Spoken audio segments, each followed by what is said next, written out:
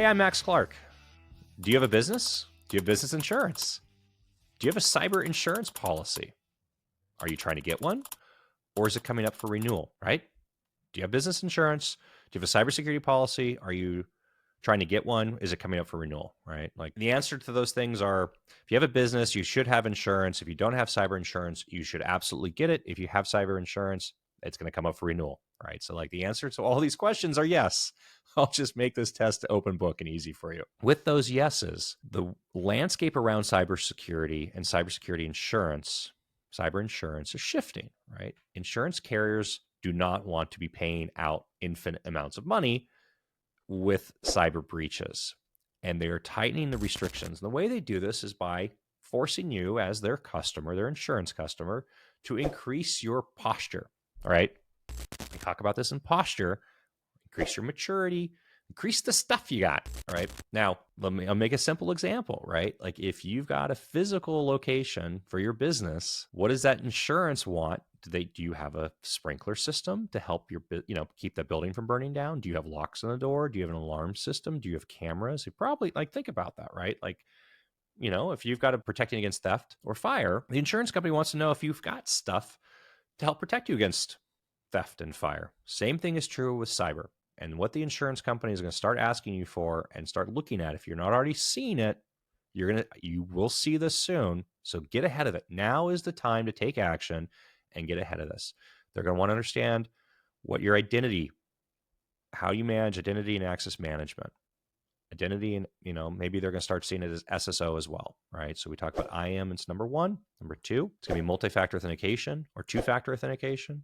Number three, you're probably going to see in the list, it's going to be security awareness training. Are you doing something to educate your users to have access to your system on good behaviors versus bad behaviors? You're going to have a requirement around endpoint detection and response. This is not antivirus. Some people will brand their product as advanced antivirus, right? It's not, or next gen AV.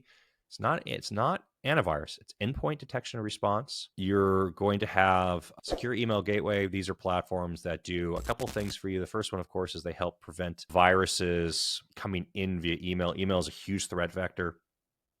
Everybody, don't beat anybody up if they click an email link. Like, you're dealing with professionals saying this stuff out. But email is a huge threat vector. So, right, secure email gateway, both for stuff coming in. And then, of course, the other one, which is impersonation, right? Can you get onto an email platform and impersonate an executive, the CEO, the owner of the business, and get an employee to do something that they shouldn't do, right? The big examples are, of course, hey, I've pretended to be the X, Y, and Z of the business and wire money out. This affects small businesses. It affects large enterprises. I know of one example where they had an impersonation issue, pretended to be the CFO of the company, and had the accounting department wire $40 million out. Hey, we're buying a business.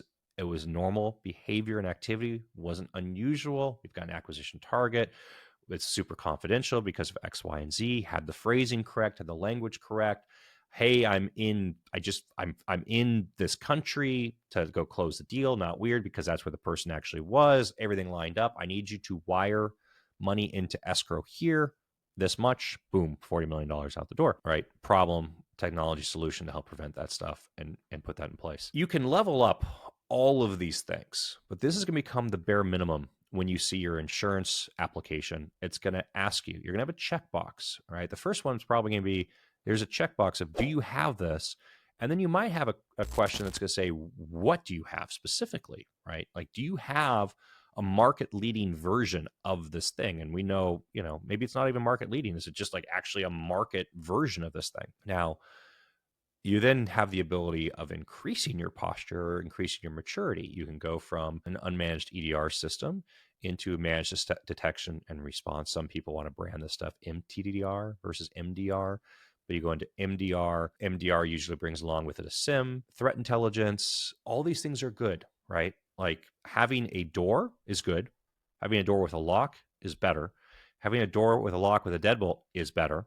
Having a door, a lock, a deadbolt, and a security gate, even better, right? So part of what we have to do, and part of what we help our clients with, is understanding, where they're at, what they actually need, and how do they improve that over time.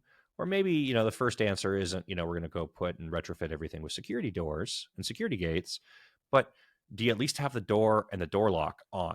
No, you don't have a door and a door lock. Let's get you the door and the door lock and put that into place and make sure that exists first. And as you can probably imagine, like the incremental value from going from door lock deadbolt to then putting a security gate on top of it, the security gate's way more secure, but like maybe you don't need to get there. Maybe that's not the thing that you need. Just having a deadbolt is going to take care of most of what you need, and you can get a deadbolt for not that much money. Same thing is true in the cybersecurity space. The terminology is complicated. I'm sorry, I don't, this is just tech. The terminology is complicated. There's more acronyms in the military. I think the military and tech are in a constant war to who could have more acronyms. A lot of tech people get into, a lot of military people end up in the cybersecurity space, so that doesn't help things either. Yes, you need these tools. Yes, there'll be a point where you won't be able to get cyber insurance if you don't have the tools. Yes, it'll make your cyber insurance rates cheaper if you have the tools. The better the tools you are, the better your rates. The more mature you have, the better your operations, et cetera, et cetera, et cetera. So if you have questions about this, it's kind of going to be short, right? If you have questions, ask them below, comment below, send me an email, call me, love to help. The day is coming, if you sign a cyber insurance policy, you've got 364 days before it renews probably. So get ahead of it, find out what you need, find out how you lower your premiums. It probably might actually just pay for the tooling. So go ahead and do it. Like, it's good. These are good things. It'll save your business. I guarantee it. I'm Max Clark. Hope it helps. Comment below.